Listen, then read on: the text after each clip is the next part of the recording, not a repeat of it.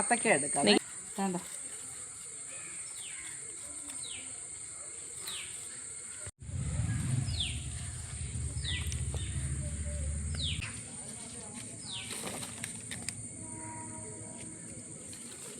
അതിന്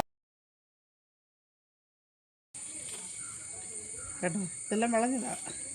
ഒരെണ്ണം കൂടെ എടുക്കാം. അതാ ചുമ്മാ അല്ല, കിളി ഇവിടുന്ന് മാറാത്ത കേട്ടോ. ആ കരിയിലെ കിളി എപ്പോഴും ഇടുക. ഇതിന് തീർന്നിട്ട് നമുക്ക് എടുക്കാം. കിളി തിന്നിട്ടേക്കുന്ന ബാക്കി ഇതുണ്ടല്ലോ.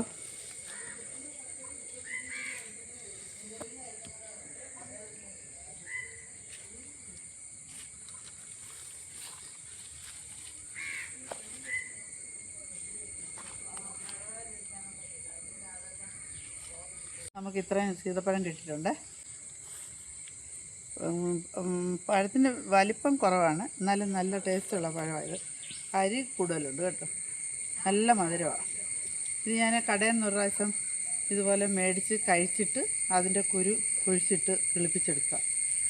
പെട്ടെന്ന് തന്നെ മൂന്നാമത്തെ വർഷം ഇത് കായ്ച്ചു.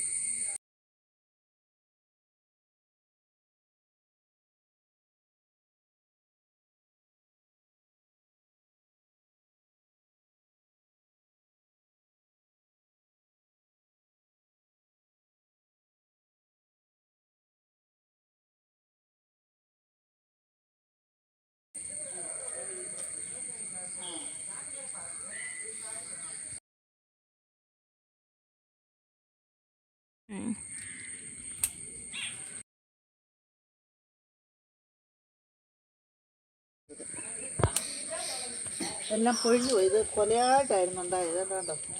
എല്ലാം താഴെ കിടക്കുക. ഇന്ന് നമുക്ക് ഞാൻ നാരങ്ങ എടുത്താണ്.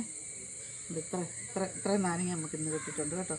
മഴ ആയ കാരണം എല്ലാം അങ്ങ് പൊഴിഞ്ഞു പോയി. പിന്നെ 2-3 പച്ച ഉണ്ടാവും, അതുകൂടി ഞാനിങ്ങനെ എടുത്തു. പക്ഷേ ഇതാണെങ്കിൽ നല്ല നീരുള്ളതാണ്, നല്ല പുളിയുമാണ്, നല്ല നീരുമുണ്ട് ഈ നാരങ്ങയ്ക്ക്. ഇതൊരു മാങ്ങയുടെ അത്രയാകുന്നതാണ്. സ്വീറ്റ് അമ്പഴങ്ങ. ഇത് നമ്മളവർക്ക് ഇത് ഒത്തിരി വിളഞ്ഞതാണെന്ന്, പക്ഷേ ഇത് വിളഞ്ഞതല്ല. ഇതിൻ്റെ വലിപ്പം ഇത്രയുണ്ട്. ഇതിൽ ഇച്ചിരി വലിപ്പം, ഒരു മാങ്ങയുടെ അത്ര, സാധാരണ ഒരു മാങ്ങയുടെ അത്രയും വലിപ്പം വരുന്നതാണ്. പക്ഷേ ഇതിന് കുരുവില്ല.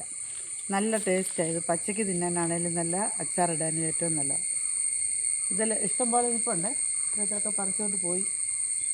ഞാൻ കുറച്ച് അച്ചാറിട്ട് വെച്ചിട്ടുണ്ട്. കാണിക്കാൻ വേണ്ടി ഞാൻ പറിച്ച സ്വീറ്റ് അമ്പഴങ്ങയാണ് ഇത്.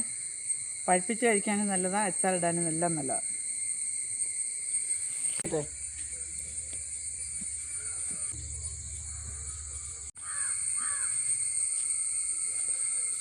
ഇതാണ് മണിത്തക്കാളി എന്ന് പറഞ്ഞത് കേട്ടോ. ഇത് നമുക്ക് ഇങ്ങനെ ചുമ്മാതെ വായിലിട്ട് തിന്നാനുള്ള